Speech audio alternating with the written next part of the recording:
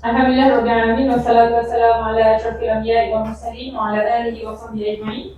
Yang saya hormati para panel jemputan kita, Ustazah Dr. Fatimah Syaha dan Dr. Sarah pada hari ini, dan barisan penganjur yang termuda Ikram Wanita Kawasan Batu dan jaga Encik Ikram Muda Kawasan Batu, dan para ibu ayah hari ini selalunya program wanita saja yang hadir, tapi kali ini unik sikit. Kita ajak husband sekali datang. Terbaik, subhanallah.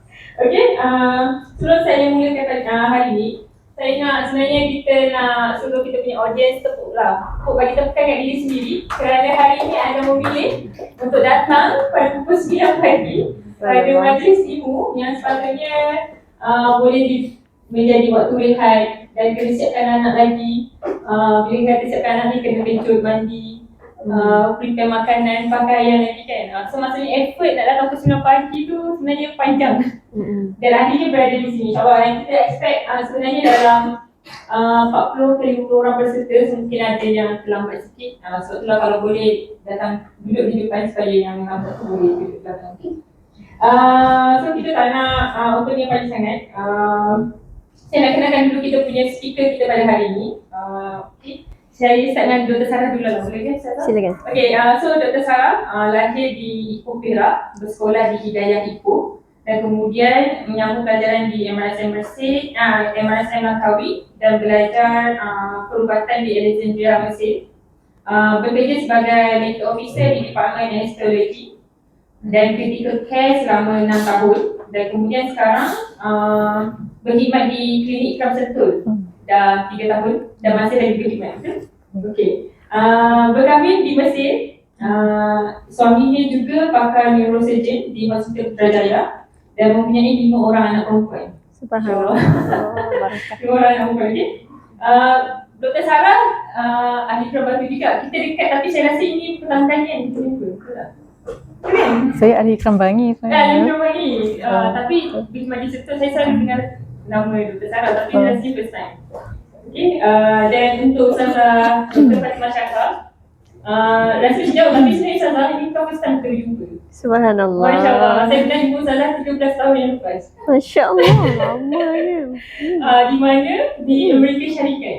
Ustazah datang sebagai speaker di muktamar. Subhanallah. Insya Allah saya waktu tu masih student. Subhanallah. Kita jumpa di sana, dan hari ini 13 tahun forward, saya jumpa Ustazah lagi di sebelum tu saya jumpa Ustazah sebagai audience, forum juga, dan kali ini saya berada di sebelah Ustazah terus juga. Subhanallah. Okay, so bila saya dapat Ustazah punya biolatan panjang sangatlah, kita ambil mana-mana yang saya rasa penting. So Ustazah sudah berkahwin, pasangan Dr. Farhan Haji bin Muhammad Taib, mempunyai 7 orang anak. Dan Ustazah Dr. Fatimah Syaha merupakan ahli lembaga pemegang amanah jadi pendakwah Petaria, penulis prolific yang mempunyai lebih kurang 50 karya. 50 karya. Dan pemimpin haji dan umrah serta tokoh mengenai insight yang sangat aktif dalam bidang dakwah. Rasanya kalau kita nak explain panjang pun ramai lah orang yang kenal Ustazah ni. Kita sangat berbangga. Saya macam bila dapat tahu Ustazah Fatimah Syaha yang jadi moderator, saya cakap okay, saya yang jadi panel, saya macam okay, saya nak terima. Allahu Akbar. Okay, insyaAllah. So kita sebelum kita start dengan kita punya round insyaAllah hari ni, tapi sebelum tu kita nak faham sikit lah kita punya demografi audience. So audience kita nak minta angkat tangan siapa yang pada hari ni belum berkahwin. So semuanya sudah berkahwin.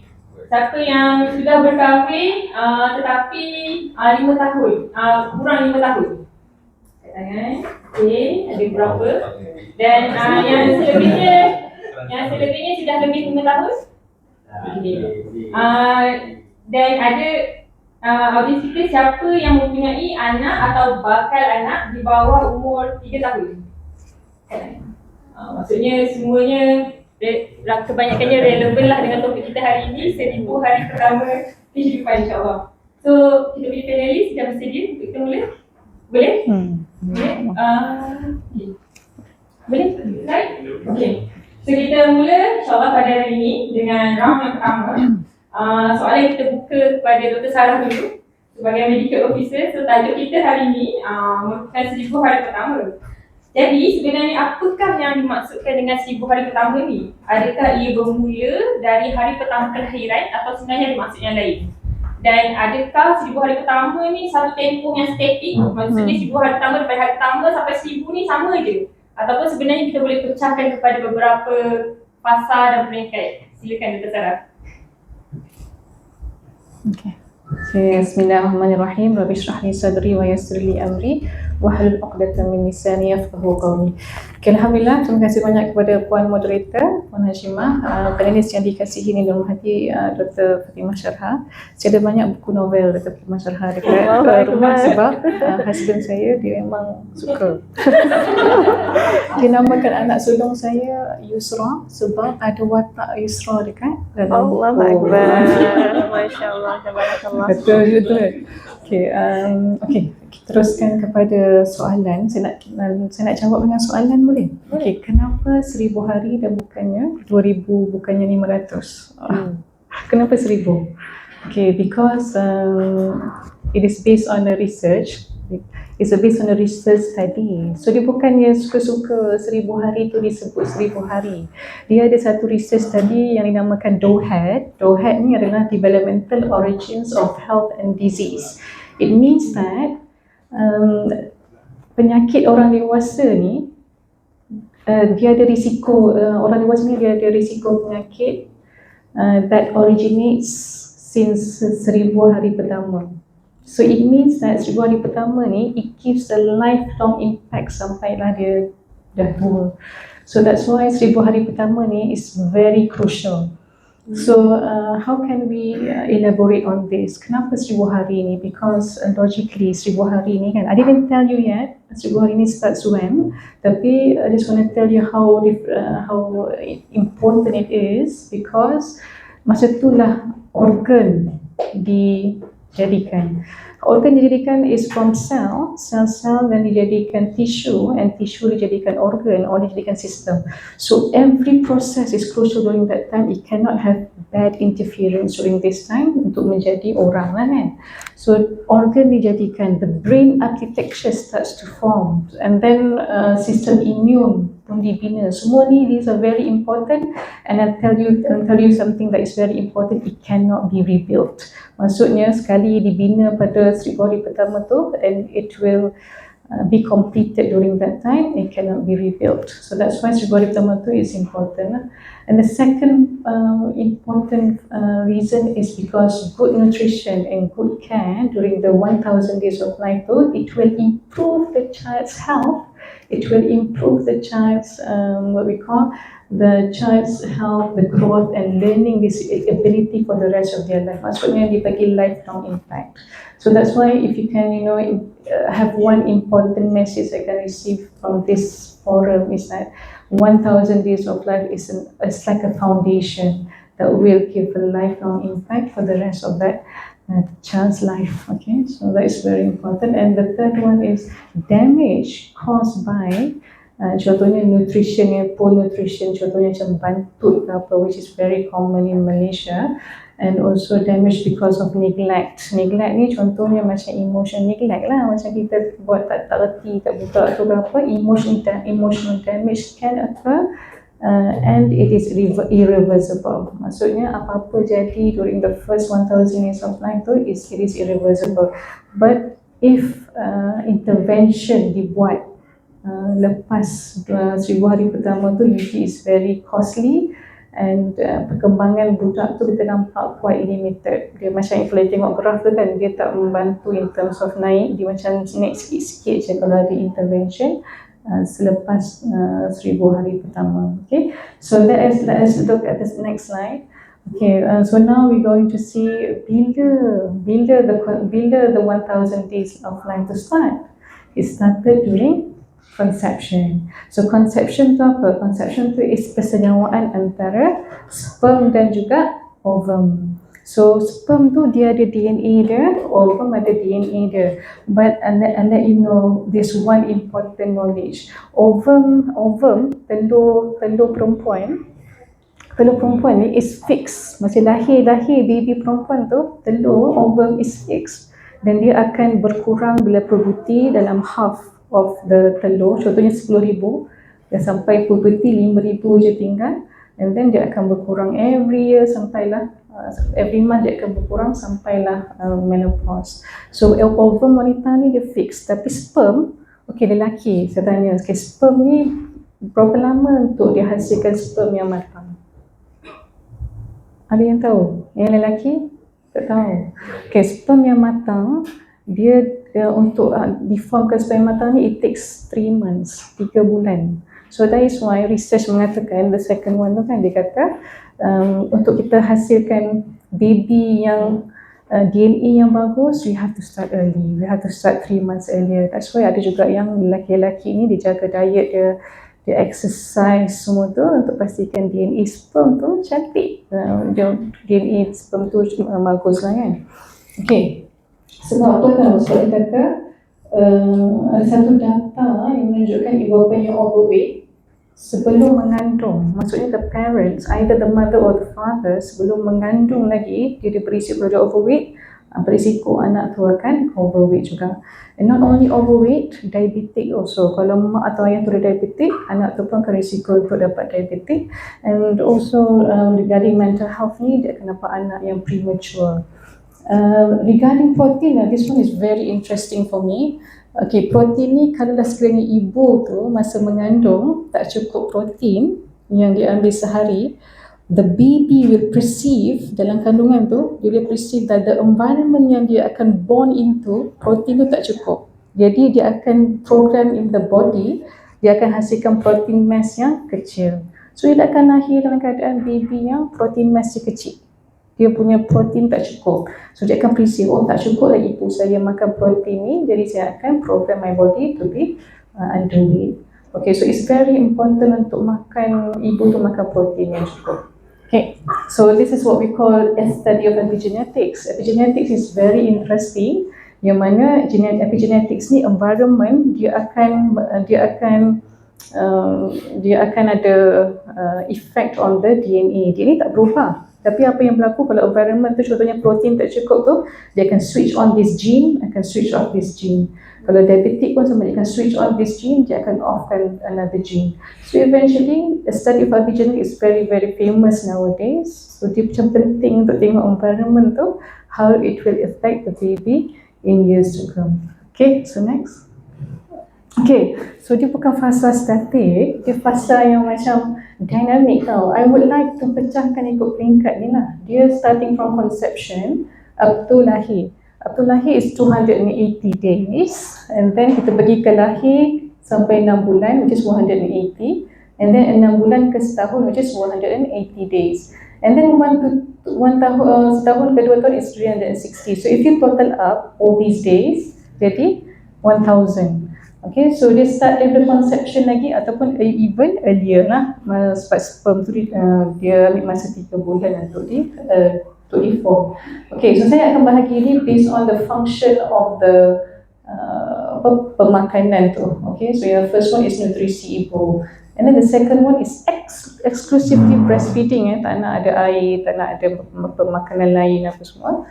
And then if you see berat tu naik 2 kali ganda. If the baby is born 4 kilos, at the end of 6 months dia jadi 8 kilo sebab dia 2 kali ganda. And then pesat sangatlah perkembangan waktu ni kan.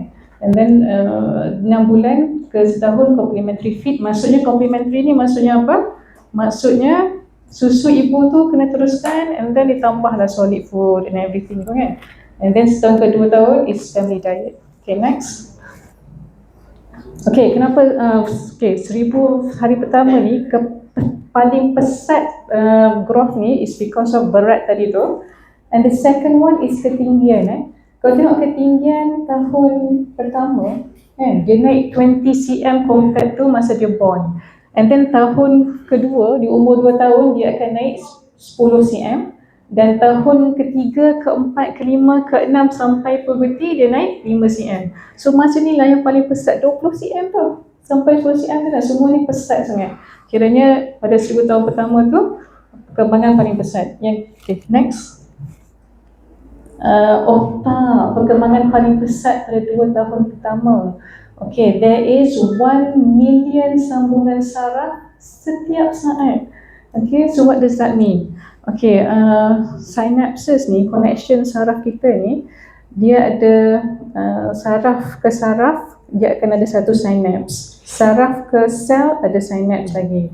So apa yang berlaku masa 1000 tahun pertama ni, synapses ni, connection antara semua saraf dekat dalam otak tu, 1,000,000 synapses berlaku every second. So nak kata terlalu pesat waktu ini. So apa-apa yang kita nak stimulate, apa-apa yang kita nak ajar ni kan, masa 1000 hari pertama tu is the best sebab dia ada 1,000,000 kali synapses. And then by the age of 5 years, at the age of 3 years, 80% otak kanak-kanak tu seperti saiz otak dewasa. And then at the end of 5 years, dah 90% lah saiz otak dewasa. So dia pada waktu ni is crucial. Dia macam you jaga lah betul-betul because it will give a lifelong impact sampai bertahun-tahun berikutnya. Okay, so next. Okay, so what fuels this growth? Maksudnya growth yang pesat tadi tu, tinggi lah, berat dan sebagainya. What fuels it? And this is the most important slide I want to share for today ni. Okay, first of all, ingatlah 3 pillars. 3 pillars ni adalah nutrition, health and nurturing care. Biasanya banyak talk dia akan fokus on 2 ni je, nutrition and health. Tapi kita tinggal yang the last one, which is nurturing care. And nurturing care ni happens to be the most important. Imagine you pergi, yalah kita hantar anak kita taska kan. Kita hantar anak kita dijaga oleh orang lain, for example. They will receive the first and second, will receive the nutrition and will receive the health. But how can you confirm or guarantee that they will receive the third one? The nurturing care. Nurturing care ni is the most important pillar untuk menghasilkan growth fuel tadi tu. Okay, so the first one is nutrition. Nutrition is started from the mother. Even pre-pregnancy lagi, kan? Kita dah kena makan folic acid 3 months before conceive lagi. So actually it's important for the nutrition to start early, masa pregnant, and then lepas tu nourishing meals for the mother, nourishing meals for the children lah. And then the health ni started earlier juga, the antenatal care, and then the mother has to manage the stress because like I said tadi tu kan, kalau there is what we call mental health pun boleh affect the baby, premature contraction and preterm baby will be delivered. So this one is very important to manage the stress. You know what happen kalau kita stress sentiasa? Hormon yang keluar ketika stress, cortisol kan. So cortisol ni it will be very high. It will kacau dekat mana? Dekat blood flow of the placenta. So eventually the placenta insufficiency, preterm contraction berlaku, baby tak dapat pemakanan daripada placenta. So actually we have to manage the stress. And then immunization of the baby and growth monitoring. I'm going to talk more on the growth monitoring later. But the most important is the nurturing care, which is tak banyak kita sentuh macam nurturing care ni. You need stimulation. Stimulation of what? Stimulation of the hearing, of the hearing, of the vision, apa yang nampak, apa yang dia cakap. Dan kita boleh start stimulation ni daripada baby lagi. Kita boleh bercakap dengan dia. They can even hear because the organ of hearing tu starts very early. At the first month tu dah ada, baby tu boleh dengar dah suara ibu dan ayah tu. So actually you have to start stimulating the hearing, the interaction with the baby, the love, the safe and responding environment that will build the brain and also the EQ. So we always concentrate on IQ, tapi kita less on the EQ. So that is very important to focus on. Okay, Nayan? Okay, so what parents can do? Okay, basically this is just a summary for the first question here. Before and during pregnancy, jangan lupa antenatal visits and recommended supplements. Supplements ni banyak. If I can talk about supplements, I can take more than a few hours. So that's the most important. And then first 6 months is breastfeeding exclusively. And of course, bukan semua orang mudah breastfeeding journey dia. And everyone has their ups and downs and they need the support. And then 6 to 24 months, please, the complementary feed, which is I mentioned iron-rich foods. Do you know that iron ni, the only source of iron for babies is only breast milk during the first 6 months. Lepas tu dia dah makin rendah. And then a lot of babies when they come to my clinic kan, say test darah kan, HB sentiasa rendah for babies. So you have to make sure that the babies have enough iron from the breast milk. So I would always suggest the mothers, the postpartum mothers ni, diorang continue take iron supplements up to 6 months. And then after 6 months, please give the babies, dia yang bagi bubur sahaja kan, it's not enough. We have to give iron-rich food.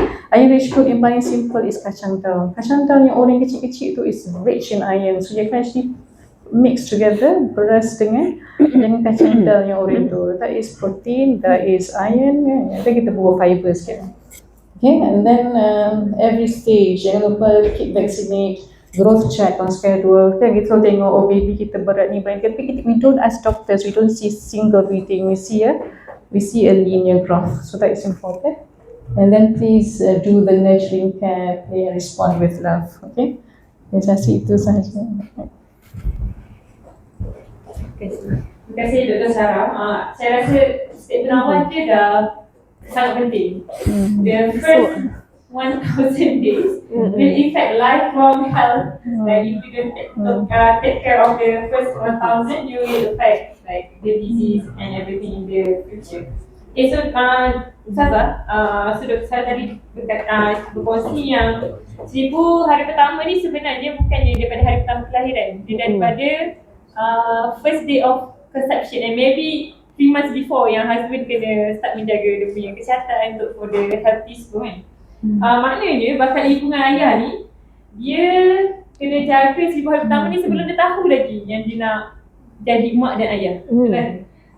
So jadi Ustazah, apakah langkah awal lah yang ibu bapa boleh buat secara spiritual, mental, physical untuk persediaan 1000 hari pertama yang fasa awal-awal ni, yang sebelum tahu lagi macam mana yang mereka bakal menjadi ibu dan ayah. Silakan Ustazah. أعوذ بالله السميع العليم من الشيطان الرجيم بسم الله الرحمن الرحيم الحمد لله الذي بنعمته تتم الصالحات. Segala puji bagi Allah, dengan nikmatnya sempurna kebaikan-kebaikan. Allahumma salli ala Sayyidina Muhammad wa ala ali Sayyidina Muhammad. Cuci bersih ikan bilis. Terima kasih moderator majlis. Yang saya muliakan Dr. Sarah, tolong lengkapkan saya mana yang kurang, betulkan saya mana fakta yang salah. Seterusnya HJK pelaksana program Ikram, saya sangat kagumlah tengok ayah sertai sekali. Memang saya kagum, dah susah nak tengok kat tempat lain. Sepanjang saya jadi penceramah, susah nak tengok suasana seperti ini. Ayah bersama dengan ibu, suami bersama dengan isteri bincang tentang anak, tentang parenting. Tajuk lain mungkin ada lah, tapi kekeluargaan ni saya susah nak jumpa. Subhanallah, saya sangat kagum. Bahkan sebelum ni pun saya dah kagum dah. Saya pernah tengok Ikram bincang tentang topik haid, istihabah, nifas, darah. Dia gabungkan antara asatizah dengan doktor perubatan. Saya baca buku Syekh Al-Qaradawi, Fiqh Taharah. Dia kata memang tajuk darah ni tak boleh rujuk kitab saja. Dia kena tanya pandangan doktor juga. Dan saya tengok ada kombinasi tu, Masya Allah, tabarakallah. Terbaiklah. Tahniah dan teruskan. Mudah-mudahan jadi inspirasi buat sekalian alam. Amin ya rabbal alamin. Baik, bila bincang tentang 1000 hari pertama, kita bincang tentang generasi kita, tentang anak. Dalam Al-Quran, Allah sebut anak ini ada kaitan dengan wahaba. Wahaba, Rabbi habli minas salihin. Rabbana hablana min azwajina wa dhurriyyatina qurrata a'yun waj'alna lil muttaqina imama. Itu sifat ibadur rahman. Dalam surah Al-Furqan disebutkan akan suka baca doa ini. Orang yang mengaku dia tu hamba Ar-Rahman, dia akan suka baca doa ini. Dia minta wahaba, hadiahkan, kurniakan satu anugerah. Bahkan perjuangan para anbiya dulu, antara doa mereka, mereka nak sangat zuriat keturunan. Nabi Ibrahim, Nabi Zakaria, ada doa-doa yang Allah rekodkan dalam Al-Quran. Rabbi habli min ladunka dzurriyyatan thayyibah. Itu doa Nabi Zakaria. Jadi alhamdulillah, nak rasa nikmat anak ni sangatlah besar. Ini adalah hadiah dari Allah, amanah yang sangat berharga. Dan bagi pejuang-pejuang garis 2, ada ke kat sini yang belum dikurniakan zuriat? Ada. Jangan rasa Allah tak bagi lagi. Jangan rasa yang kurang kurnia ke. Rasa insya-Allah ini adalah perjalanan, bagaimana perjalanan para anbiya dulu yang struggle nak dapat anak. Dia dapat mengumpul pahala sabar, pahala berdoa yang sangat banyak, pahala mengharap yang sangat banyak, dan Allah memuliakan akhirnya. InsyaAllah. Allah sebut dalam Al-Quran, wa ataikum min kulli ma sa'altumuh. Aku akan bagi, aku bagi. Apa yang kamu nak tu aku bagi, aku bagi. Wa in ta'uddu ni'matallahi la tuhsuha. Kalau kamu cuba hitung nikmat Allah, pasti tak terhitung. Ayat lepas tu kita takut dengar. Allah kata, innal insana lazalumun kafar. Tapi manusia ini ramai yang zalum. Dia tak letak sesuatu kena tempat. Antara sebabnya tak nak belajar lah. Tak nak ambil tahu. Banyak kezaliman kita buat. Dan ramai manusia ni kafar, kufur nikmat. Mengeluh, marah, tak thank you, tak menghargai, kufur. Padahal Allah dah bagi dah. Banyak yang dia minta Allah bagi. Tapi dia kufur. Ni kita takut. Sebab tu kita nak tunjuk kepada Allah, ya Allah, kami tak nak jadi orang yang zalim, orang yang kufur nikmat. Kami datang belajar. Dan tolong rezekikan kami ni bukan saja tahu, tapi balik nanti ada mampu nak lakukan sesuatu. Nak buat penambahbaikan. Jadi apa yang kita perlu persiapkan spiritual kita? Pertama sekali, kita nak siapkan diri kita sebagai seorang yang nak masuk dalam apa sahaja bidang ataupun amanah. Kita nak siapkan diri sebagai orang yang suka belajar, suka menimba ilmu. Dan dengan ilmu itulah kita naik darjat. Yarfa'illahu alladhina amanu minkum walladhina utul ilma darajat. Dan kalau kita dalami lagi doa para anbiya dalam Al-Quran, kita akan dapati mereka doa, mereka nak mereka dulu baik. Pasti generasi baik. Bukan nak anak je soleh, tapi diri bagaimana. Kita tengok contohnya doa Nabi Ibrahim AS. Ketika baginda bina Kaabah bersama anak dia Nabi Ismail AS, baginda pun doa kepada Allah, Rabbana waj'alna muslimaina lak. Ya Allah, jadikan kami ni seorang yang menyerah diri kepada kamu. Wa min dzurriyyatina, dan zuriat keturunan kami semuanya menyerahkan diri kepada kamu. Ummatan muslimatan lak. Di surah Al-Baqarah ayat 128. Kita tengok juga itu projek ayah dan anak kan, Ibrahim dan juga Ismail. Projek besar sebab ada komunikasi yang baik, hubungan yang baik. Lepas tu kita tengok nanti pembinaan Masjidil Aqsa. Lepas dah dicetuskan oleh Nabi Ibrahim AS. Akhirnya dia dibina semula oleh projek ayah dan anak juga. Siapa dia? Nabi Daud dan Nabi Sulaiman. Mereka bina semula. Subhanallah. Bila ada hubungan yang akrab, walaupun diceritakan dalam Quran itu bagaimana Nabi Sulaiman ini kalau dia berhukum lebih hebat daripada ayah dia, tapi Allah SWT tetap menghargai kedua-duanya. Nabi Daud pun ada kisah Allah cerita dia buat salah, tapi bila dia bertaubat, Allah lagi sayang. Kita pun ada buat salah kita, ada kezaliman yang kita buat, ada benda kita tak prepare, ada benda kita tak siapkan ilmu. Jangan takut bila kita istighfar, kita taubat, Allah lagi sayang. Allah tunjukkan jalan-jalan yang lebih baik. Allah akan bagi solusi. Jangan kita duduk di tahap yang saya mak ayah yang kakak, saya dah tak buat tadi tu, ini banyaknya penyesalan. Jangan sampai kita binasa dengan penyesalan tu. Ya, kita kena kaji kisah-kisah yang terdahulu dalam Al-Quran, sebuah rujukan kita yang tertinggi, jiwa kita lebih bersiap menghadapi kehidupan yang mencabar ini. Dan disebut 1000 hari pertama, saya terus teringat kepada kata-kata baginda Nabi sallallahu alaihi wasallam. Sekarang pun dah masuk Rabiul Awal, kita sedang mengingati balik kelahiran paling agung, rahmat yang paling besar untuk kita semua, kelahiran baginda Nabi sallallahu alaihi wasallam. Baginda sebut, ana da'watu abi Ibrahim wa bisyaratu Isa. Aku ini hasil doa ayahandaku Nabi Ibrahim dan berita gembira yang disampaikan oleh Nabi Isa. Bayangkan Nabi Muhammad sallallahu alaihi wasallam memperkenalkan dirinya sebagai jawapan untuk doa Nabi Ibrahim. Berapa ribu tahun tu jarak tu nak nampak hasil doa tu. Jauh tu kan? Jauh tu. Macam tu juga kita jangan rasa doa kita hari ni kalau tak nampak hasil, tak nampak pun dijawab ke, jangan rasa tak ada apa. Kita mungkin dengan asbab doa kita itu boleh jadi mengukir sejarah yang sangat indah untuk generasi pada masa depan. Kalau kita kaji surah Al-Kahfi yang Nabi Khidir didatangkan Allah untuk bantu 2 orang anak yatim, bantu bina balik binaan rumah mereka itu, disebutkan wa kana abuhuma salihah, asbab ayahnya dulu soleh.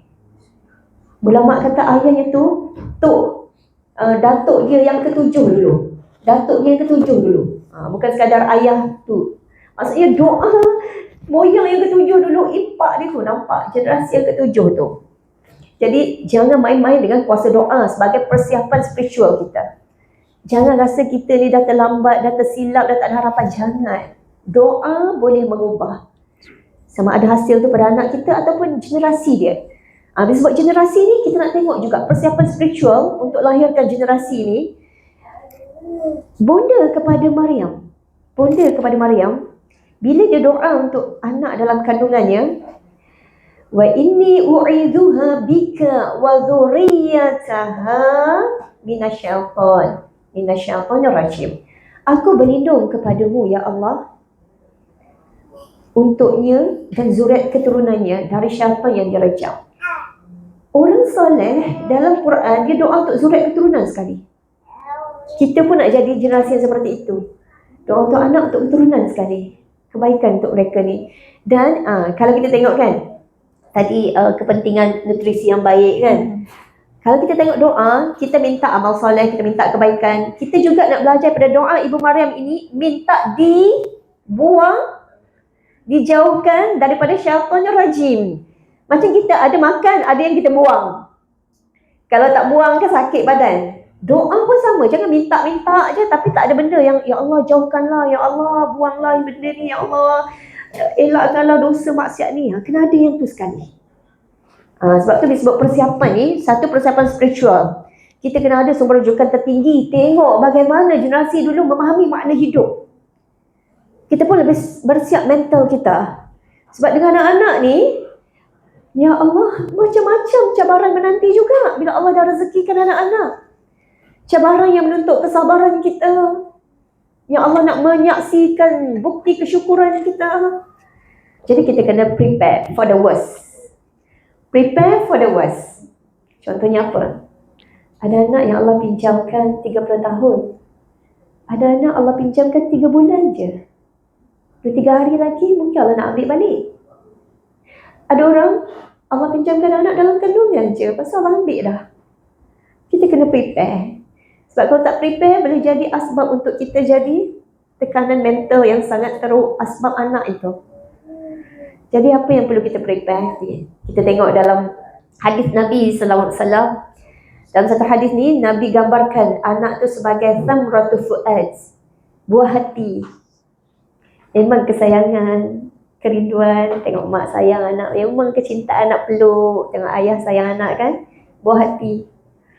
Dan bila malaikat ambil anak tu dengan izin Allah juga, tapi Allah nak tunjukkan dia itu bersama dengan hamba yang terlalu sayang pada anak ni, Sampaikan dalam hadis tu Allah buat dialog dengan malaikat. Padahal Allah dah maha tahu dah. Allah kata, kamu ambil buah hati dia. Kamu ambil buah hati dia. Dia sayang tu buah hati dia. Kamu ambil. Padahal Allah yang izin. Tapi Allah nak bila kita baca tu, kita rasa yang Allah bersama dengan kita. Lagi-lagi ibu ayah yang sangat sayang kepada anak-anak ni kan. Memang itulah yang ditunjukkan oleh pribadi Nabi SAW. Lalu Allah pun tanya malaikat, "Madza qala 'abdi?" Hamba-ku tu jawab apa bila kau ambil dia? Kau ambil si anak tadi tu. Lalu malaikat dia kata, "Inna lillahi wa inna ilaihi raji'un." Semua ni dari Allah. Kita akan balik pada Allah. Lalu Allah kata, "Wahai malaikat, saksikanlah. Ya, aku bina Baitul Hamd, rumah kesyukuran untuk dia dalam syurga." Dah banyak lagi hadis yang Allah bagi motivasi bagaimana kalau Allah ambil seorang anak ni. Bahkan baginda Nabi pun sedih ketika anak dia Ibrahim meninggal. Dan disebutkan dalam hadis, dia kata, Ibrahim ini sedang disusukan di syurga. Dia ada ibu susuan dekat syurga. Sebab dia meninggal masa dia dalam susuan. Subhanallah. Jadi prepare, mental prepare, spiritual, doa jangan putus. Taubat kita, kembali kita pada Allah jangan putus. Mental juga, kita sangat perlukan ilmu dari masa ke semasa. Ini tanda syukur kita. Menghargai sungguh-sungguh amanah ni. Nak tahu lebih lagi. Nak buat, nak amal, nak baiki, mana tersilap. Dan fizikal kita. Fizikal kita, Allah Akbar. Bila sebut solat ini tanda penghamba-abdian kita pada Allah. Tapi dia ada manfaat juga dari segi fizikal. Gerakan ringan yang konsisten kita buat ada manfaat untuk fizikal. Dan baginda Nabi SAW disebut dalam kitab Al-Azkar Al-Imam Nawawi, hebatnya solat baginda memang tak boleh lawan lah. 1 rakaat Al-Baqarah, Ali Imran, An-Nisa. 1 rakaat. Rukuk baginda tu sepanjang membaca surah Al-Baqarah. Baru ni kan musim bola kan. Ada orang kagum sebab ada seorang penonton tu, dia boleh berdiri lama, buat gaya sama je. Sebab dia nak tunjuk kepada dunia, mengingati pemimpin dia yang dulu. Siapa dah nama orang tu? Ayah tahulah kot. Kan ada seorang tu sampai satu dunia lah, kagum lah. Musim bola. Okey, tak tengok bola sini. Tak tengok Tapi nak cerita fit yang fizikal dia, bila dia boleh berdiri lama, orang kagum. Hakikatnya baginda Nabi SAW berdiri lagi lama. Lagi lama. Sebab apa? Sebab penyerahan diri kepada Allah, rindu dan cinta kepada Allah. Jadi makin kita jadi orang yang diberi amanah, anak makin ramai ni, jadilah orang yang makin lebih baik solat dia. Salat fardunya lebih baik, salat sunatnya lebih baik. Kalau tertinggal qiyamul lail tu qada' lah waktu duha. Tu Nabi tunjuk. Nabi selalu salat sunat 11 rakaat malam hari. Kalau tertinggal, Nabi akan buat 12 rakaat. Nabi tambah lagi pada waktu duha. Sebab ada juga masa yang kita letih ke, penat bekerja dan sebagainya. Itu diceritakan dalam kitab Al-Azkar Imam Nawawi. Maka dengan solat itu, dalam Al-Quran surah Maryam ayat 9 sebut, فَخَلَفَ مِنْ بَعْدِهِمْ خَلْفٌ أَضَاعُوا الصَّلَاةَ وَاتَّبَعُوا الشَّهَوَاتِ فَسَوْفَ يَلْقَوْنَ غَيًّا. Generasi yang dia tinggalkan solat ni, dia sia-siakan solat, dia akan ikut hawa nafsu. Na'udzubillah. Dan dia akan menemui kesesatan. Sebab tu dalam hadis kursi sebut, amalan yang paling mendekatkan seseorang kepada Allah adalah apa yang paling Allah fardukan tu. Solat fardu, puasa fardu, zakat fardu, haji fardu. Prepare generasi kita daripada awal lagi, daripada kecil lagi. Persiapan solatnya, biasakan dulu bercerita, bercakap. Bahkan haji pun, jom menabung duit, nanti nak pergi haji, dah cerita dah. Puasa, preparekan dari segi bercerita-bercerita bestnya, ciptakan suasana itu. Sebab kita tak nak generasi yang ikut hawa nafsu ni, dia mungkin terlibat dengan zina, pornografi, dia mungkin malas bangun pagi-pagi untuk menjadi hamba Allah yang mengabdi. Dia mungkin akan terlibat dengan macam-macam benda. Tak ada jaminan pun untuk generasi kita selamat kalau kita tak perisetkan dengan solat. Maka bila sebut 1000 hari pertama, kita tengok generasi awal dulu memang dah prepare dah dengan doa-doa untuk zuriat keturunan akan datang. Bahkan Nabi SAW ketika dia Taif, baginda dilempar dengan batu sampai berdarah, berkocak kasutnya dengan darah. Baginda nampak generasi mereka ni. Generasi, walaupun mak ayahnya sangat mengecewakan, tapi baginda nampak generasi mereka ini. Ya Allah, jadikan min aslabihim, daripada tulang sulbi mereka. Kata tulang sulbi ni kat mana? Suami saya kata tulang sulbi ni anak tu tak duduk, tak disenyawakan pun lagi. Duduk kat ayah lagi, tulang sulbi ayah. Kalau senyawakan tu, itu baru 1000 hari pertama kan. Sebelum tu lagi Nabi dah doa dah. Moga lahir daripada tulang sulbi mereka itu orang-orang yang menyembah Allah dan tidak mensyirikkan Allah. Mudah-mudahan kuatlah doa kita lepas ni dan jangan pernah putus asa. Boleh jadi asbab doa kita itu, insya-Allah akan nampak pada generasi kita dan ke depan lagi tu. Dan hiburkan diri dengan surah At-Tur ayat 21. Allah nak jumpakan balik yang atas, yang bawah, yang usul, yang furu', zuriat keturunan ini dalam syurga. Allahu a'lam. Sebelum hari Ustazah, kita nak putus momentum Ustazah, kita termasuk round kedua dengan soalan perpisahan lagi. Okey. Okay, so dalam surah Al-Baqarah, ayat ke-233, Allah berkata, dan ibu-ibu hendaklah menyusukan anak-anak mereka selama 2 tahun genap, iaitu bagi orang yang hendak menyempurnakan penyusuan itu. Dan ayat ini panjang lagi. Jadi Ustazah, dalam konteks pandangan Islam, apa hikmah terbesar Allah sebut specifically tentang penyusuan bayi dengan susu ibu selama 2 tahun ni? Dan macam mana pula keadaannya untuk ibu yang tak mampu nak bagi susu ke anak dia selama 2 tahun? Silakan Ustazah. Terima kasih, Masya Allah. Bila sebut penyusuan susu ibu ni, saya pun alhamdulillah 7 orang anak. Saya pun berhajat kepada ibu susuan yang antaranya daripada wanita ikram ni lah yang menyusukan anak saya juga. Sebab saya ni ibu yang pembimbing ibadah haji dan umrah, perlu banyak keluar. Dan baru-baru ni pun saya pergi membimbing dan anak saya 8 bulan.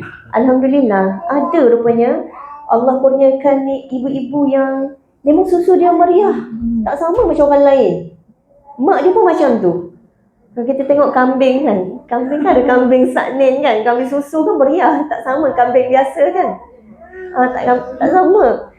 Macam ibu lembu contoh kan dia ada 4 puting. 1 puting ni untuk anak dia, 3 puting ni boleh bermanfaat untuk manusia minum lah. Yang ni saya dengar sendiri daripada pegawai halal yang duk buat audit susu-susu yang dibekalkan tu. Dia cerita. Dan rupanya manusia pun subhanallah, saya tengok memang ada yang memang melimpah ruah susu dia sampai berpeti-peti, anak dia pun tak kurang. Cuma kita kena kenal pasti mereka ini. Sebab ramai ibu-ibu memerlukan ni kan. Wanita ikram ni lepas ni boleh lah kot jadi NGO yang menjadi perintis kepada ibu-ibu yang memerlukan. Ibu-ibu yang memerlukan tu ramai. Walau bagaimanapun, okey, kita balik semula ya. Sorry kalau ada tersilap kata ke tidak, saya tak bermaksud nak menyamakan manusia dengan kambing ke tidak. Saya nak kata ya Allah memang okey, cerita dulu pasal kambing. Okey, bila sebut kambing ni, Nabi SAW kan dalam peristiwa hijrah, Nabi jumpa dengan Ummu Ma'bad. Ada seekor kambing yang kurus. Nabi minta minuman tak ada. Ada kambing kurus tu, Nabi usap lepas tu melimpah susunya. Dan bila ditanya kepada Sayyidah Aisyah, Nabi selalu buat apa kat rumah? Sayyidah Aisyah kata Nabi fi mihnati ahlihi, dia tolong, bukan tolong, dia memang buat urusan rumah bersama ahli keluarga. Yahlibu syatahu, dia suka perah susu kambing. Itu antara makanan yang power lah dalam rumah kenabian. Bahkan pernah 3 kali hilal tak nampak berasap rumah Nabi, tak ada apa. Tapi antaranya jiran Nabi, dia bagi pinjam kambing dia untuk diperah, susu kambing. Dia selalu ada kisah susu kambing ni dalam keluarga Nabi SAW. Lepas tu masa musim bola baru ni, bola lagi. Kan orang kaji tentang pemakanan atlet. Kenapa mereka ni sihat, maksimum lah sihat dia. Antaranya pemain daripada Norway yang namanya Helen. Dia kenal? Kan dia tinggi lebih daripada orang lain, sihat dia lebih daripada orang lain, aktif. Pasal antara pemakanannya yang dikaji, dia suka minum susu kambing fresh, segar, yang bukan daripada serbuk-serbuk yang telah dihablurkan tu, tapi fresh, segar dia minum. Susu kambing dia sangat amalkan. Dan banyak lagi lah benda lain. Tapi nak ceritanya, subhanallah, susu ibu pun yang fresh dari kilangnya, direct breastfeeding. Saya sepatutnya haji tahun ni, saya kena pergi bertugas. Tahun lepas saya dah pergi dah, tahun ni kena pergi lagi. Tapi bila suami saya, dia baca tentang keajaiban direct breastfeeding berbanding susu perahan. Dia baca direct breastfeeding, bagaimana ajaibnya Allah cipta susu itu dibancuh secara semula jadi oleh Allah Azza wa Jalla dengan sistemnya mengikut keperluan bayi. Kalau cuaca panas, bayi sangat perlukan air tu lebih, susu tu jadi cair sikit. Kalau sejuk, perlu lemak, susu tu jadi pekat sikit. Bahkan baby yang pramatang ke, baby tak cukup bulan ke apa ke, yang memerlukan nutrisi lebih ke sana ke sini, dia akan ikut tu. Subhanallah. Lepas tu suami saya bila baca tu, dia cakap dia rasa bersalah sebab dia tahu itu kerjaya saya. Kami pun dah pakat dah sama-sama sebelum ni. Saya pun dah prepare dah susu, dah banyak dah dekat peti, dah beli peti khas, dah beli pemerah susu yang paling berkualiti lah, mahal dekat nak 2,000 doktor. Allahuakbar. Nak cakap dia sangat prepare lah untuk pergi menjadi pembimbing ibadah haji. Tapi sebab suami baca kajian tu, dia pun kata, boleh ke tahun depan je? Saya pun tahulah dia tak nak memaksa, dia cuma tanya, dia cuma macam bagi cadangan. Tapi saya faham lah, dan saya bersatu dengan dia dari segi kemaslahatan baby tu lebih utama. Dan nak pergi sana pun, keizinan suami tu antara benda yang sangat penting untuk kita jaga. Jadi bila suami dah kata macam tu, saya sanggup tak pergi haji tahun ni, tak jadi pembimbing haji. Dan menyusukan bayi saya tak pernah menyesal dengan keputusan tu, sebab tengok dia membesar dengan sihatnya. Suami saya kalau saya menyusu, dia akan ucap terima kasih. Terima kasih, abang selalu tengok baby masuk hospital. Kesian sangat baby tu. Sebab saya doktor perubatan. Dia kata selalu tengok anak-anak kawan, kesian sangat tengok dia demam panas. Terima kasih sebab susukan baby. Saya jadi Allah Akbar, terharu dan very powerful lah perkataan terima kasih daripada suami tu. Allah Akbar, dia sangat memotivasikan. Okey, balik kepada surah Al-Baqarah ayat 233. Dalam tafsir Sahih Ibn Kathir, bila disebut a'udzubillahi minasyaitonirrajim, wal walidatu yurdi'na auladahunna hawlaini kamilain. Ibu-ibu hendaklah menyusukan anaknya 2 tahun penuh. Betapa pentingnya fasa awal kehidupan seorang anak sampai Allah sebutkan dalam surah Al-Baqarah ayat 233 ini. Dan ini disebutkan dalam tafsir Sahih Ibn Kathir, ini bimbingan langsung dari Allah. Bimbingan langsung daripada Allah untuk para ibu, susukanlah anak. Kalau nak sempurna, kerja tu sempurna, 2 tahun. Kita mesti nak kerja kita sempurna. Namun kalau kita baca sampai ke bawah ayat ni, panjang ayat ni, kita akan tengok Allah pun kesian juga. Allah tahu pengorbanan ibu, Allah iktiraf. Allah juga tahu tentang tanggungjawab ayah, tentang ketidakmampuan pun ada disebut kat sini. La tukallahu nafsun illa wus'aha. Allah tidak membebankan kecuali apa yang mampu. Sebab tu para ulama macam Abdul Karim Zaidan dengan Az-Zamakhsyari, Al-Alusi dan lain-lain, mereka berbeza pandangan tentang hukum ibu ni menyusukan anak. Abdul Karim Zaidan kata wajib. Sebab apa wajib? Sebab itu adalah hak anak. Bila hak anak kena beri. Kalau tak bagi berdosa. Dan kalau bercerai, ibu dengan ayah ni kalau bercerai, ayah wajib bagi upah untuk si isteri itu menyusu. Kata Az-Zamakhsyari Al-Alusi, dia kata tak, itu hak ibu.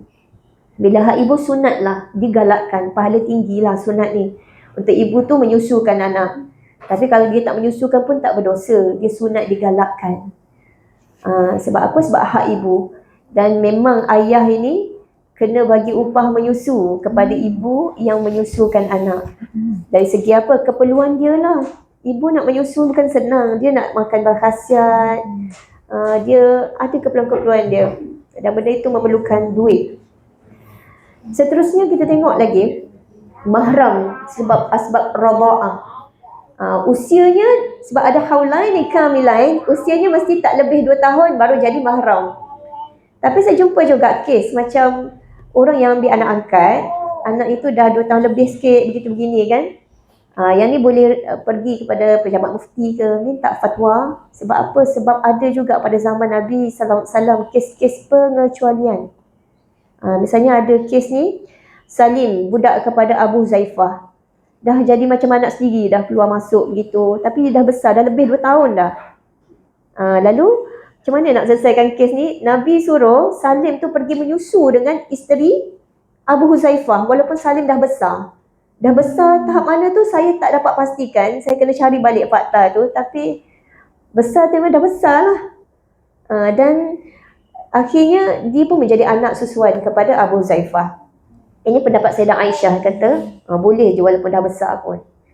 Boleh jadi anak susuan. Tapi ditolak oleh Ummahatul Mukminin yang lain. Dia kata tu kes pengecualian. Maka secara umumnya kita kata kalau nak jadi mahram asbab radha'ah, penyusuan, tak boleh lebih usia 2 tahun. Tapi kalau lebih sikit tu, takriban bukan tahdidan tu, pergilah ke pejabat mufti, tanyalah, mintalah fatwa, kok boleh ambil kes pengecualian seperti ini. Seterusnya kita tengok lagi bagaimana Allah tekankan tentang mesyuarat. Tasyawurin taradin. Ayat ni sangat power. Berbincang dan saling meredai antara suami isteri. Sebab apa? Sebab ada kes isteri, dia sakit hati dekat suami nak bercerai. Dia pun, ambil lah baby ni. Dia tak nak nyusu, ambil lah baby dia lagi. Susukan sendiri. Dia nak marah kan. Termasuk ada juga ayah yang bila sakit hati dekat isteri, dia orang nak bercerai, suami tu ambil baby tu daripada ibu dengan maksud nak menyakiti ibu tu. Itu maksud ayat yang Allah sebut tentang la tudarra walidatun biwaladiha wala mauludun lahu biwaladih. Itu maksud. Bila dirujuk pada tafsir, jangan macam ibu nak susahkan ayah, ayah nak susahkan ibu. Dua-dua kena bincang, kena saling meredai satu sama lain. Dan dibincangkan oleh para ulama.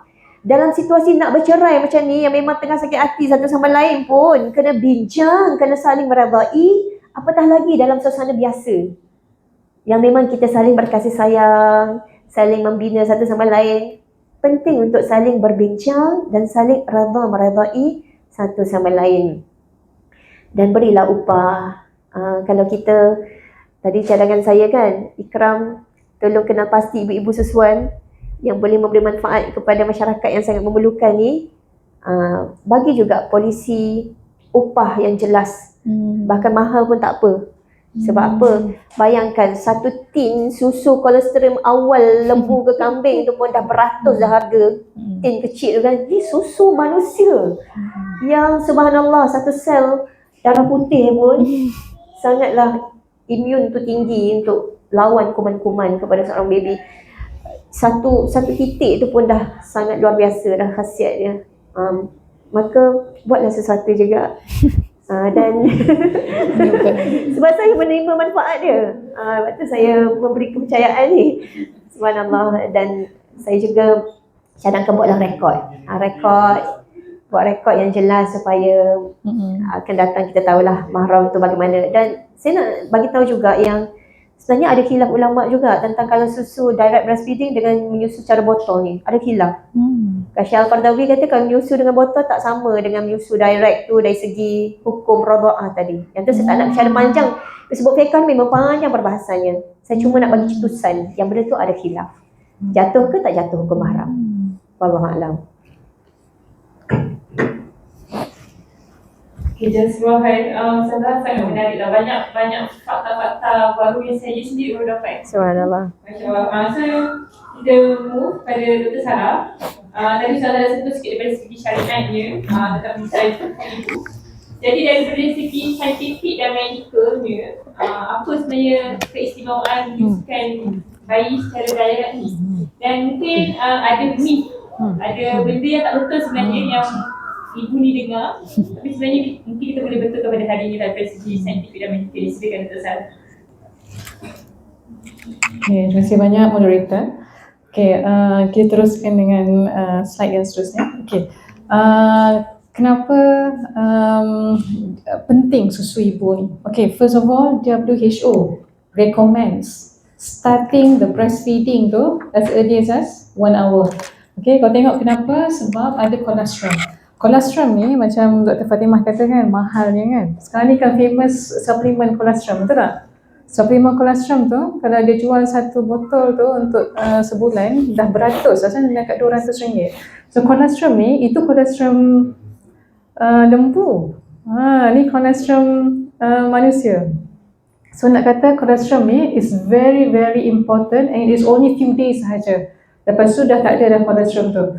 Usually it takes around 3 days to 7 days lah, 3 hari ke seminggu colostrum ni. So what is in the colostrum tu? So colostrum ni kalau ibu-ibu ingat, colostrum tu warna dia warna apa? Kuning pekat kan? Kuning pekat and then it is a bit cair lah kan? And colostrum ni is it is kuning pekat tu is because of it's not because it's not ada banyak lemak, it's because of the proteins. Because remember masa baby tu is born, the baby berat dalam berapa kilo? 3 kilos, ada yang 2.5, ada yang 3 kilos, ada yang 4 kilos. So dia perlukan protein yang cukup untuk hasilkan sel-sel badan dia. So the colostrum itself is rich with proteins. And the most important thing dalam susu ibu tu dia ada what we call passive immunity lah. So berbeza dengan active immunity. So active immunity tu is like vaccine. Baby divaksin dan dihasilkan antibody sendiri, because yang dicucuk vaksin tu is bakteria yang dilemahkan ataupun the toxins yang dilemahkan. So the baby will recognize, oh there is a pathogen there, and then dia akan hasilkan antibody against this pathogen. Tapi kalau passive immunity is the mother itself giving the immunity directly to the baby via breast milk. So dia dapat easily the passive immunity itu dalam bentuk antibodies. So dia ada secretory IgA, dia ada lactoferrin. Lactoferrin is iron binding protein. Ada leukocytes dalam putih dengan growth factor. Growth factor ni dia macam hormon growth factors yang menghasilkan sel-sel dalam baby tu. So can anyone ataupun scientist can duplicate colostrum? Tak mungkin. And then dia ada apa lagi, dia okay, ini untuk passive immunity kan, dia ada 4 benda ni. And then dia ada what we call, dia akan bantu gut maturation, sebab babies ni dia punya usus tu dia leaky. We call it macam leaky, gut leaky syndrome tu, tapi the gut in the intestine dekat baby ni dia macam fenestrated, dia berongga. So what susu tu buat, dia layer, dia bagi seal the intestine tu, so that senang lah susu tu untuk diabsorb. Kalau tak, dia banyak isu-isu in terms of bloating, sakit perut dan sebagainya. So it will mature the gut, and also dia akan bantu laxative. Laxative ni apa? Laxative dalam bahasa Melayu ni dia adalah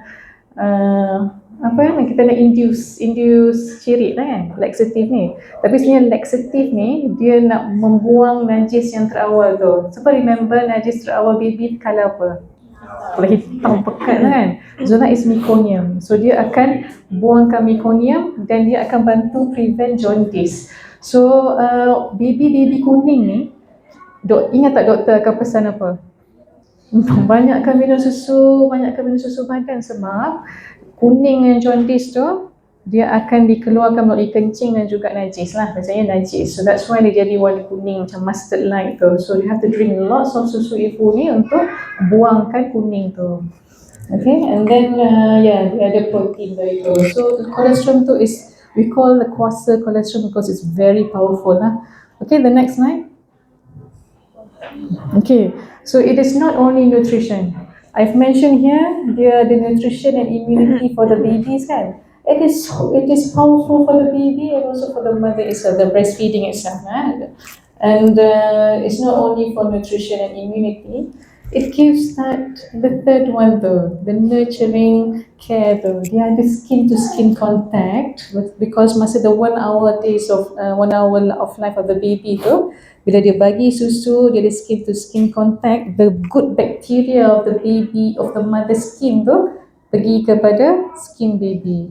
Imagine baby dalam perut ibu tu is in the womb sterile. Tak ada exposure kepada apa-apa microorganism. So once dia keluar, they're exposed to a lot of microorganism, viruses and bacteria. So how can the baby doesn't fall ill? Macam mana baby tu boleh sihat, strong immunity because of the baby, the breast milk tadi tu, and because of the skin to skin contact that we create from the mother and the child, okay? And the good bacteria kat situ. And bonding, imagine first few hours of life, bagi susu berkerap. Ingat tak? Setiap 2 jam kena bagi susu. So every time you holding the baby and you have to hold tight, and then bagi pula susu kat baby tu every 2 to 3 hours. Imagine the bonding. And then once the baby kalau nak buka mata, dia nampak apa? The baby cannot see anything. It's blurry. But subhanallah, Allah jadikan bila kita susukan baby macam ni, the distance of the baby's eyes to the mother's eyes, so the baby can see clearly the mother's eyes. So they create bonding kat situ. And then there is what we call responsive interaction.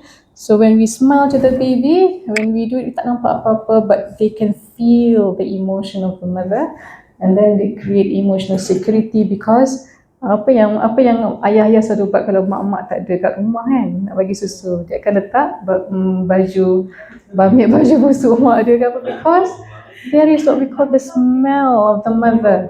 The smell of the mother, it is relaxing, it creates emotional security. The smell of the mother Biasa dapat dikurangkan. Jadi Islam tu memang ajar nak buat keputusan kena tengok kepada maslahat yang besar seperti itu. Sebab setengah orang dia pilih home birth ni sebab apa? Maslahat aurat. Contoh. Ya, kita tahu aurat tu maslahat, tapi menjaga nyawa ibu dan bayi maslahatnya lagi besar daripada aurat. Macam-macam sekarang. Apa lagi? Orang nak pilih home birth sebab apa? Selesa. Nak doktor perempuan ataupun tak nak doktor lelaki. Contohnya, semua itu ada dibincangkan dalam fiqh. Ya, tentang bolehnya kalau doktor lelaki pun sebab ada hajat, tak sampai mudarat pun tak apa, ada hajat. Dan kita kena timbang, takkanlah sebab aurat, sebab nak doktor perempuan, kita pilih sesuatu yang sangat berisiko. Kalau tiba-tiba baby jadi songsang, bagaimana? Dalam buku ni, saya pernah rekodkan satu daripada forum parenting, seorang doktor ni, dia bagi tahu pengalaman dia. Mula check, isteri ni baby elok je, nak turun kepala ke bawah. Balik rumah gaduh suami isteri, tiba hari bersalin dah lain dah baby tu. Macam-macam kes. Dan ada komplikasi, ada pendarahan, ada yang terpaksa ditolak untuk caesar pula. Benda-benda tu tak ada kat rumah. Tak ada tim medik yang bersedia dekat rumah. Jadi sangat berisiko tinggi, sangat membahayakan nyawa. Sebab itulah kalau nak pilih kat rumah pun mestilah bersama dengan doula yang betul-betul terlatih, profesional, akses kepada doktor dan hospital ke klinik yang senang, yang dekat, dan dia ibu yang tidak berisiko tinggi, yang betul-betul duduk di tempat, di kondisi yang selamat untuk dia. Sebab keselamatan itu. Tujuan syariat ni apa? Nak bagi orang selamat. Nak bagi orang dalam maslahat. Kesian dekat orang. Itu tujuan syariat. Dan apa lagi? Contoh khitan baby perempuan. Ibu-ibu kat sini khitan tak baby perempuan? Khitan je. Khitan kat mana? Kat klinik. Klinik mana?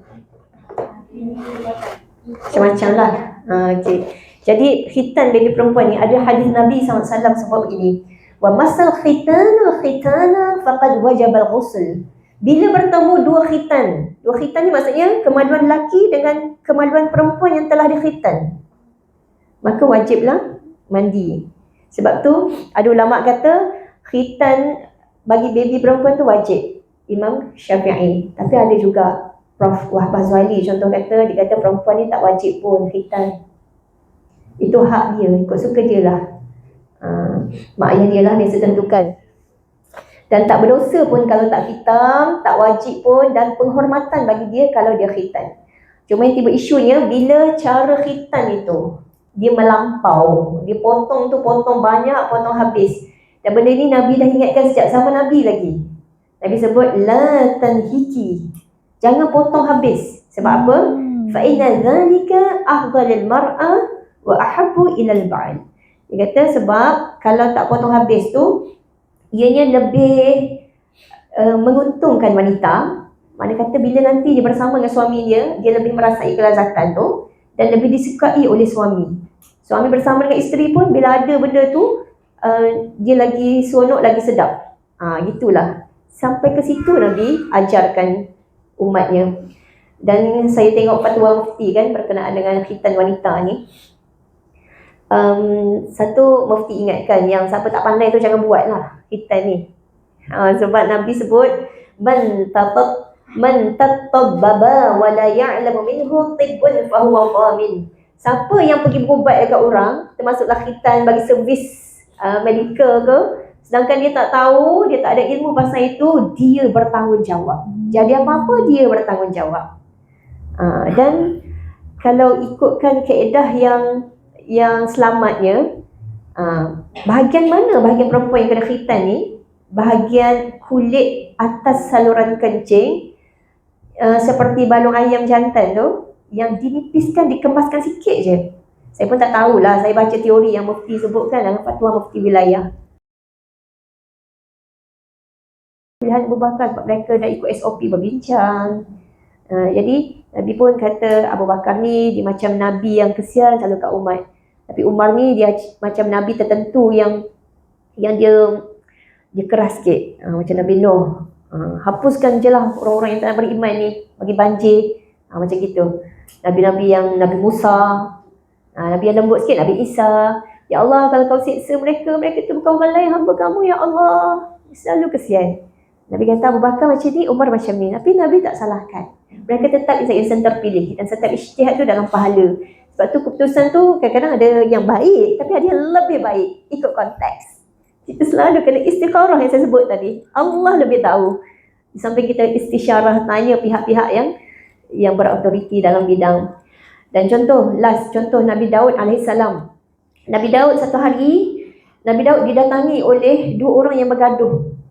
Diceritakan dalam surah Sad ayat 20, 21, 26. Baca surah tu, tadabburnya. Dua orang ni bergaduh. Seorang kata, saya ada seekor je kambing, dia tu ada 99 ekor kambing.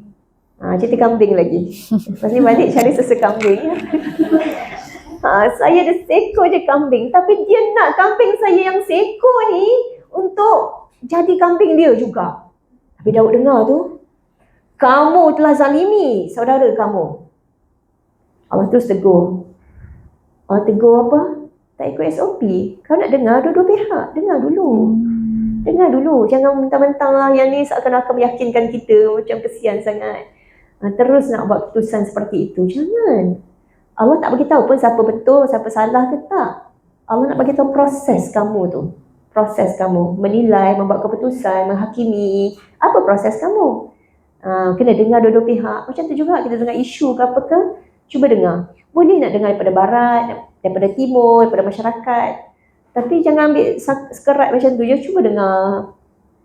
Supaya kita dapat akhirnya menilai, mencari keseimbangan. Ada yang kat barat tu baik, kita ambil. Kat timur tu baik, kita ambil. Ada yang tak baik, kita tinggalkan. Sebab akhirnya keputusan kita adalah la syaraqiyah wala gharbiyah, Islamiyah. Bukan timur, bukan barat, tapi keseimbangan Islam yang sempurna. Yang kita melihat bagaimana petunjuk baginda Nabi SAW tunjukkan. Bagaimana sumber rujukan tertinggi kita, Al-Quran itu tunjukkan. Dan Quran juga menggesa kita untuk melihat kepada sumber nakli dan akli. Akli akal. Seperti pandangan medik, pandangan pihak-pihak berautoriti tadi. InsyaAllah kita akan selamatlah dengan keputusan yang kita buat dalam apa-apa saja isu. Wallahualam. Kita luahkan salat. So kita lagi 10 minit. Mungkin boleh tak sikit je lagi. Okay? Okay. Ada lagi satu round. Sebab agak penting bagi round terakhir ni juga. Sebab saya rasa apabila kita terus pada Dr. Sarah, apabila dia cakap tentang sebuah hari pertama ni, kita tadi dia banyak pasal bayi tu sendiri, pembesar bayi. Tapi sebenarnya keadaan ibu dan sekarang ni keadaan bapa juga yang dah start involved dalam parenting ni perlu dititik beratkan dan boleh Dr. Sarah share sikit apa aspek yang penting yang ibu bapa perlu jaga, especially dalam fasa yang membesarkan anak yang sangat dimandi lah 1000 hari pertama ni sendiri. Terima kasih banyak kepada pemberita. Okey, apa yang paling penting? Ini minit je. Okey, sekejap je saya akan jawab untuk soalan ni. Okey, kalau kita pergi naik flight atau kita naik ferry, apa yang biasanya the attendants akan cakap? Kalau naik flight, kita pakai oksigen kepada yang dah berusia tu dulu, baru you attend to the kids. Maksudnya you pakai the oxygen mask to you yourself and then baru you attend to the kids. Sama juga macam kita naik boat, you have to wear the life jacket first and then baru kita bagi kita budak, because you cannot save the kids if you are still not wearing your oxygen. Kita tak pakai oxygen, bayangkan baby tu pakai, kita pun lemas eventually. And then sama juga macam life jacket, so you have to wear you yourself first in order to save the child. Okay, so that's the most important thing. Sebab apa? Sebab jika ibu atau bapa berada dalam tekanan, keletihan atau kemurungan, kesihatan fizikal dan emosi baby itu pun akan terjejas. You cannot even they can sense that you are in stress, dan diorang pun akan tak tenang. Diorang akan cranky, diorang pun akan menangis. So it has this signal kat situ. The mother and father condition will affect the baby's condition. Okay, next. Okay, there's what we call it's a very common condition which is called postpartum blues among the mothers. There is 3 conditions here: postpartum blues, postpartum depression, and postpartum psychosis. So postpartum blues is very common and it happens a few days. It can go up to 1 to 2 weeks. Tapi first few days, ibu tu sebenarnya akan rasa benda ni tau. Dia akan rasa apa tau? Dia akan rasa sekejap-sekejap nak nangis. Ataupun sekejap-sekejap rasa dia rasa tiba-tiba dia akan menangis. Dia akan rasa tiba-tiba dia akan not in the mood, not in the good mood nak bercakap dengan husband ke apa ke, dia macam nak bersendiri.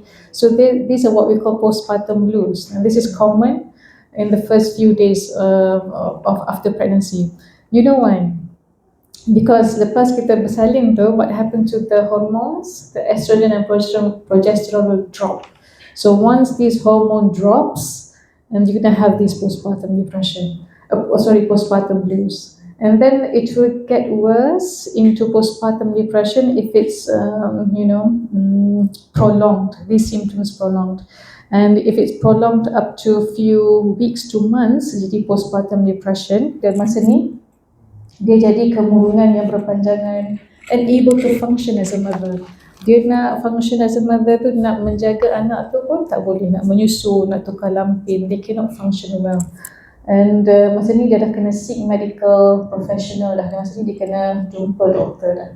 And then the last one, which is this is under emergency condition, which is called postpartum psychosis. Psychosis ni bila kita faham, dia dah mula hallucinate, dia dah mula fikir bukan, dia belum mula fikir ada benda yang bercakap dengan dia, ada benda yang dia nampak dan sebagainya. These are what we call hallucinations.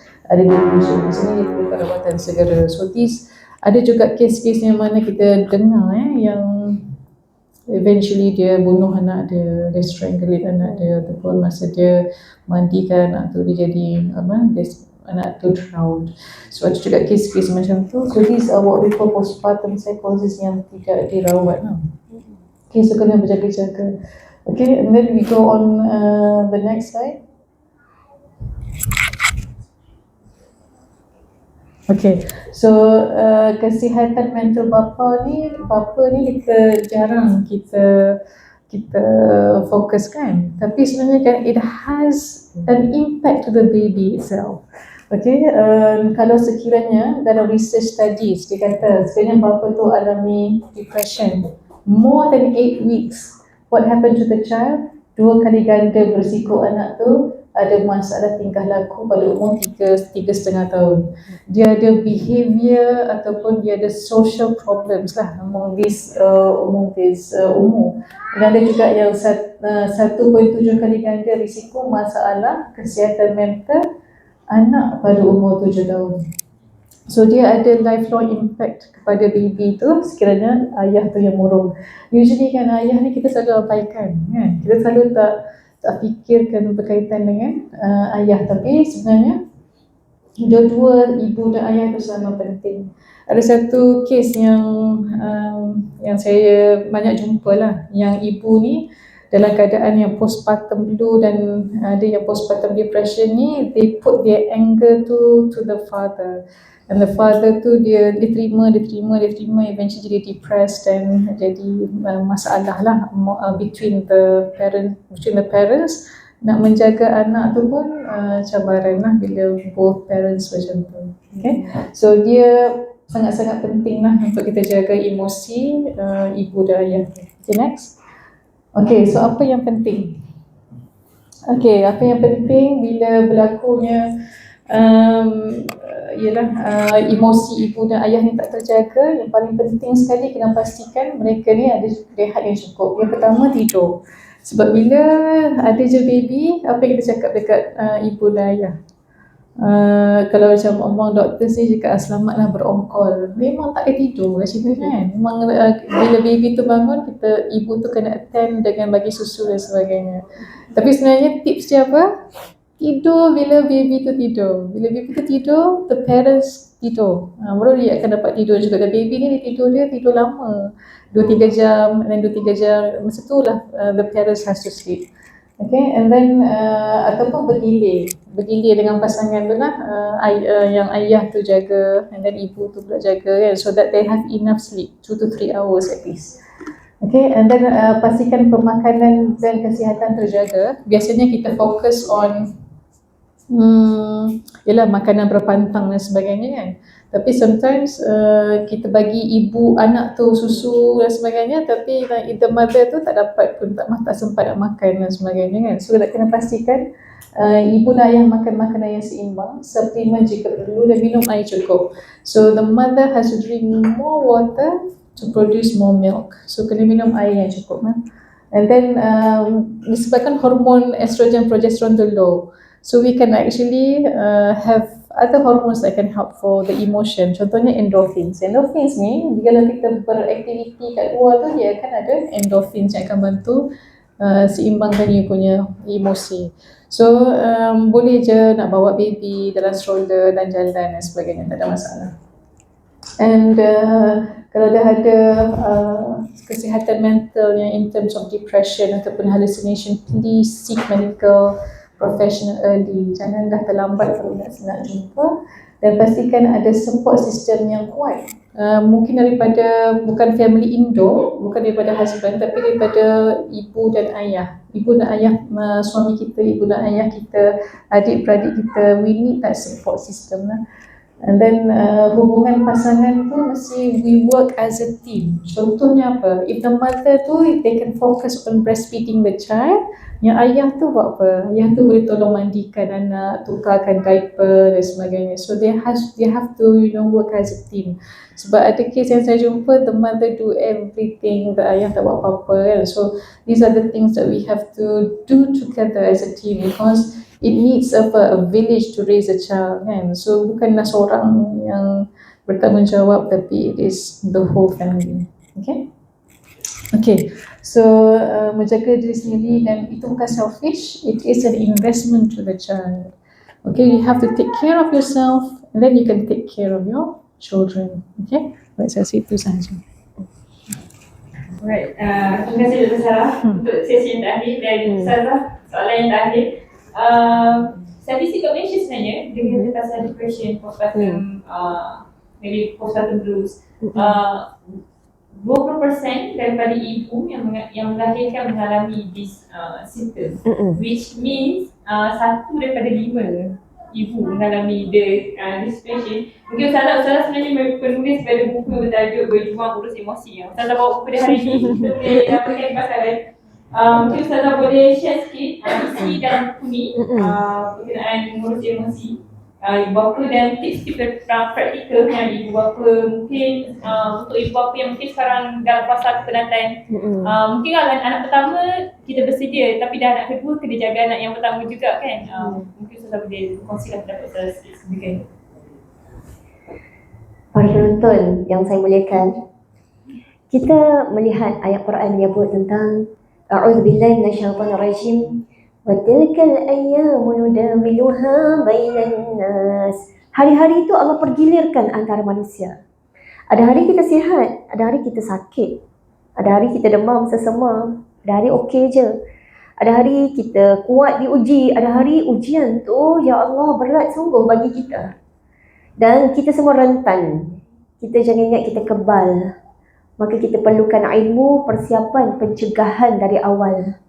Dan jadi orang yang kesian, empati kepada masyarakat, terutama yang ada sekeliling kita. Pergilah ziarah, tanyalah khabar, berilah sokongan. Dengan ilmu ni, biar barakahnya sampai kepada insan-insan yang ada sekeliling kita. Baik, bila sebut tentang isu-isu seperti yang disebutkan tadi, saya pun bila sembang-sembang lah dengan ibu-ibu yang ada anak kecil, yang minta saya tahnikkan baby dia, ataupun yang nak bersalin. Kalau saya pergi Mekah tu mesti ada ibu-ibu yang WhatsApp cerita itu ini tentang dia mengandung, nak doa itu ini. So saya pun banyaklah tahu tentang apa yang ada dalam kerisauan ibu-ibu ni. Sebagainya saya tulis kat depan ni. Masuk WhatsApp daripada ibu, dia nak apa, nak doa apa. Sebahagian yang mereka takut, contoh isu takutlah kalau bersalin hari Selasa ke, hari Rabu ke. Saya kata tak ada hari yang sial dalam Islam. Memanglah ibu nak bersalin hari Jumaat kalau boleh, hari berkat. Tapi tak ada, semua hari tu barakah. Jadi kesian kan? Kita jangan pandang tu sebagai satu benda yang kita nak gelakkan sekadar untuk menghina, tidak. Ya, kita kesian. Kita kena betulkan cara fikir. Sebab benda tu risau bagi dia. Takut anak tu tak berkat, lahir hari sekian-sekian. Tak ada hari sial pun. Bulan Safar ke apa ke, tak ada. Bulan berkat semua. Bulan baik semua tu. Bulan Islam.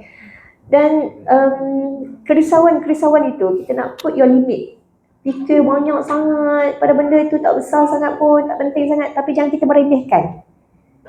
Sebab contoh kan, Sayyidah Maryam AS, dia nak bersalin, dia rasa, baik aku mati je lah dan aku dilupakan. Maknanya benda itu berat bagi dia. Dengan ujian-ujian lain, kata-kata orang sekeliling berat bagi dia. Kita mungkin pernah diuji kehilangan insan tersayang. Kita mungkin boleh hadap benda itu. Tapi kita tak tahu, kalau anak kita yang baru lahir, tiba-tiba Allah ambil dia, tak tahu kita boleh hadap ke tidak. Sayyidina Umar, saat Nabi SAW meninggal, apa jadi kat Sayyidina Umar? Siapa kata Nabi meninggal, apa pancung kepala dia? Adakah itu tanda dia tak beriman? Tak, itu insan paling beriman. Tapi nak kata ujian tu berat sungguh bagi dia. Isu tu berat bagi dia.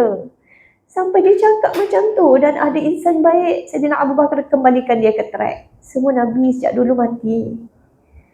Jadi kita nak jadi insan yang jangan remehkan ujian orang lain. Kesian. Bantu naikkan semula semangatnya. Dalam buku ni pun saya cuba nak menjawab persoalan-persoalan yang seperti itulah. Saya buat apa? Saya kembalikan kepada apa zikir pagi petang yang perlu kita baca. Dan kena tahu Allah nak kuatkan kita dengan apa? Sebab tu kena baca pagi petang berulang-ulang, termasuklah Al-Fatihah, Sab'ul Mathani, 7 yang berulang-ulang. Ada benda hebat di sebaliknya. Antaranya ta'awuz, a'udzu billahi minasyaitonir rajim.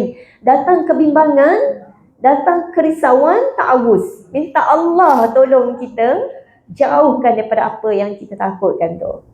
kita akan kembali optimis.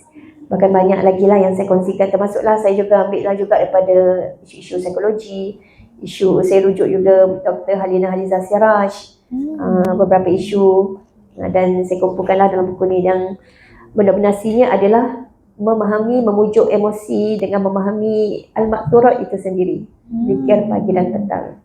Allah Alam. Alhamdulillah, Ustazah. Alhamdulillah kita dah habis round kita pada hari ini. Kita nak bawa soalan ke? Tengok je. Boleh satu Saya hadiahkan kat doktor lah. Kalau dah berlipat-lipat ni malu saya. Ada salah saya betulkan balik. Doktor beritahu. Barakallahu fiik.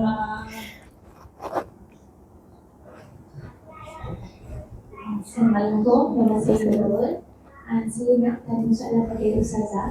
Benda ni dah bermain dalam fikiran saya sejak saya melahirkan anak saya 7 tahun yang lepas. Kan dalam Islam, orang kata ibu yang melahirkan seperti kain putih. Tapi ada juga orang kata kalau melahirkan secara C-section dia tak mendapat apa yang seperti yang diperkatakan. Maksudnya dosa tak terhapus seperti ibu yang melahirkan normal. Itu kan betul. Terima kasih. Silakan Ustazah. Okay, kita balik kepada ayat Al-Quran. Allah sebut hamalathu ummuhu wahnan ala wahnin wa fisaluhu fi amain. Ibu tu hamil, lemah dan bertambah-tambah lemah, dan dia bercerai susu selepas 2 tahun. Jadi Allah langsung tak sebut cara bersalin tu bagaimana. Allah sebut tentang hamil, kesusahan dia hamil. Sebab tu kena buat baik dekat ibu. Lepas Allah perintahkan jangan syirikkan Allah. Wabil walidaini ihsana, buat baik dekat mak ayah. Antaranya Allah sebut yang tadi itulah. Sebab dia mengandung, dia susah tu mengandung. Dia menyusu, susah tu menyusu. Allah sebut yang tu. Bahkan proses bersalin tu, caesar ke, normal ke, ada cabarannya, ada kesakitannya, ada darahnya, ada hirisannya. Dalam Islam, setiap kesakitan, hatta kaki yang terpijak duri sekalipun, dinaikkan darjat, dihapuskan dosa. Apatah lagi kesakitan bersalin, kena caesar, berlapis-lapis kulit, takkanlah tak ada kebaikan kat situ. Kan? Jadi pedulikanlah orang yang cakap seperti itu. Dia pun tak ada dalil pun. Mana dalil awak? Tak ada pun. Maka hargailah, Islam hargai. Proses mana pun kita tahu, bukan sahajalah ibu nak pilih-pilih begitu kan. Adalah tu yang terpaksa dia pilih untuk caesar tu. Kita hiburkan hati, Allah memahami. Wallahualam. Jazakallah Ustazah. Jadi kita tutup pada soalan lain. Kita boleh directly lah kepada Ustazah atau bagi pada pengajar. InsyaAllah terima kasih banyak kepada Ustazah Dr. Fatimah Syafa dan Dr. Sarah. Mungkin audiens datang dengan hati yang minat betul, tapi saya nak cakap, saya di sini saya melihat nota, saya melihat slide. Nak cakapnya kita punya panelis ni bersedia preparation untuk memberikan sedikit ilmu pada hari ni lagi dahsyat sebenarnya. Saya tengok nota sahaja, saya fikir kalau buku dia lagi besar mungkin lagi penuh. Spesialis tulis, Masya Allah. So dan saya berharap dengan waktu yang sedikit ini kita dapat sedikit sebanyak input untuk menjaga anak kita dengan lebih baik, dan ada kekuatan macam saya kata untuk kita praktiskan kan. Kita akan dapat ilmu dan dapat juga kekuatan untuk praktiskan sedikit ke perubahan yang lebih baik insyaAllah untuk anak kita. Allah Alam, saya serahkan semula kepada kita punya pengurus majlis.